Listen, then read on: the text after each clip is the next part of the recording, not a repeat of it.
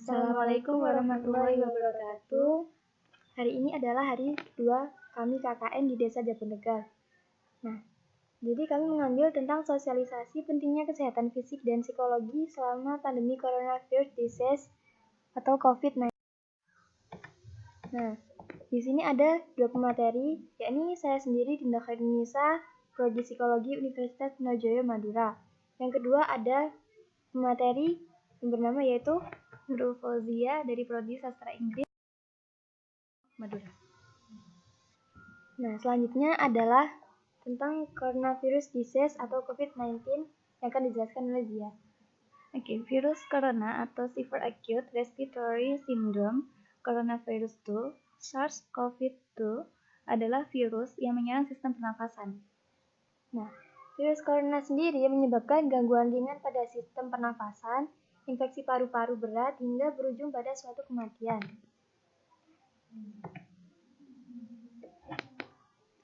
Coronavirus disease atau COVID-19 pertama kali ditemukan di kota Wuhan, Cina pada akhir Desember 2019. Virus ini menular dengan sangat cepat dan telah menyebar ke negara seluruh dunia, salah satunya adalah Indonesia dalam waktu beberapa bulan ini. Menurut gugus tugas percepatan COVID-19 Republik Indonesia, jumlah kasus konfirmasi positif hingga tanggal 29 Juni 2020 adalah sebanyak 54.010 orang dengan jumlah kematian mencapai 2.754 orang. Kemudian, hal-hal yang perlu diperhatikan selama pandemi COVID-19 yaitu pentingnya menjaga kesehatan fisik dan juga pentingnya menjaga kesehatan psikis.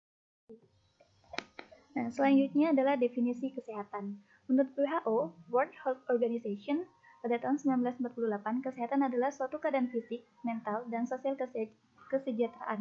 Selain itu, bukan hanya tidak adanya suatu penyakit atau kelemahan. Menurut Undang-Undang Nomor 9 Tahun 1960, Bab 1, Pasal 2, kesehatan meliputi kesehatan badan, rohani, sosial, dan bukan hanya yang bebas dari penyakit, cacat, dan kelemahan. Jadi, kesehatan itu tidak hanya sehat secara fisik, tapi juga secara jasmani, rohani, dan juga secara mental atau psikologis. Kemudian ada kesehatan fisik, yakni merupakan kesehatan yang ditandai dengan kondisi tubuh bugar serta dapat berfungsi secara normal, sehingga mampu untuk melakukan aktivitas sehari-hari.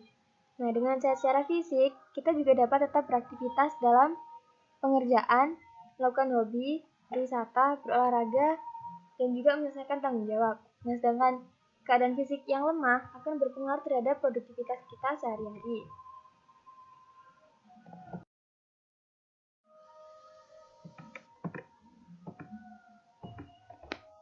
Selanjutnya, ciri-ciri kondisi fisik yang terindikasi coronavirus. Ada ciri-ciri umum dan ciri-ciri yang tidak umum. Ciri-ciri umumnya adalah demam, yaitu suhu tubuh di atas 38 derajat Celcius. Kemudian batuk berdahak atau kering, sesak nafas, dan nyeri dada.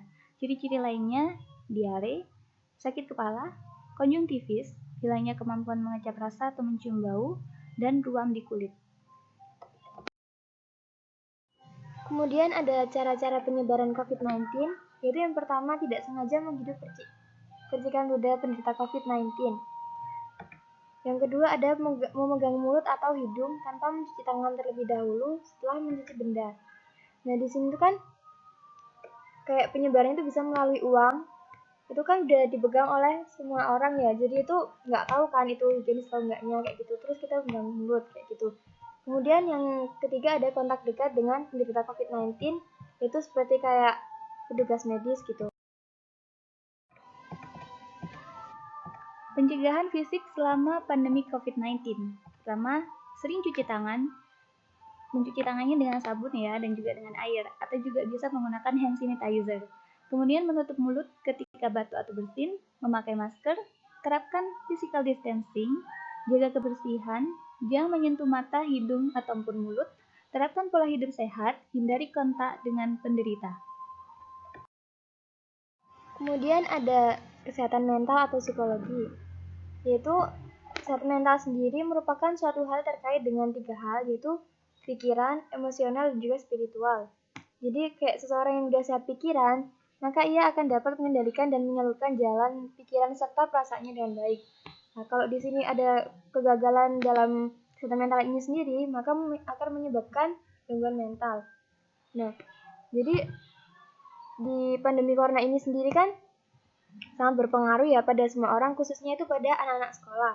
Di mana anak-anak sekolah ini sendiri tuh harus belajar di rumah sehingga tidak dapat bertemu dengan teman-temannya. Udah gitu banyak sekali tugas-tugas yang diberikan. Nah, selain itu adalah anak-anak tidak begitu mengerti tentang penyakit ini sehingga dapat tertekan akibat ketakutannya itu sendiri.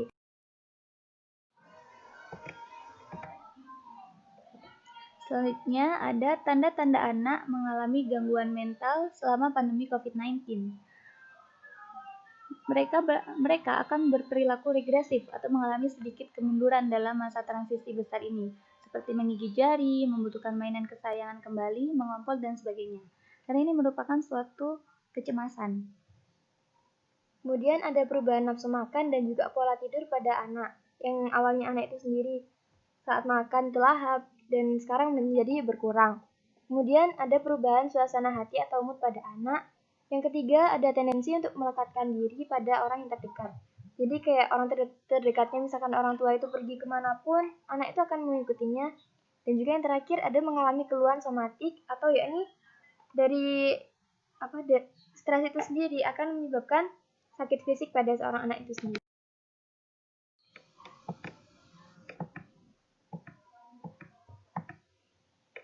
Nah, kemudian gimana sih cara menjaga kesehatan psikologi? Yang pertama, orang tua tetap tenang agar anak tenang. Karena seorang anak umumnya peniru ulung dari orang tuanya. Jika orang tua memiliki rasa cemas, maka anak-anak akan peka terhadap emosi negatif tersebut dan ikut merasakannya.